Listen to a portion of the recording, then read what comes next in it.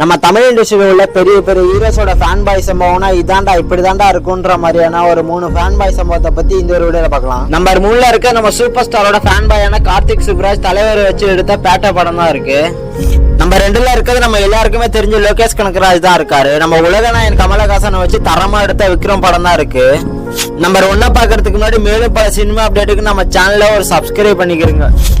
Number 1ல இருக்க நம்ம தளபதியை வச்சு தெரு மெர்சல் பிகில் போன்ற படத்தை எடுத்து நம்ம அட்லி தான் இருக்காரு. தரமான ஃபேன் பாய் சம்பவமா பண்ணிருப்பாரு.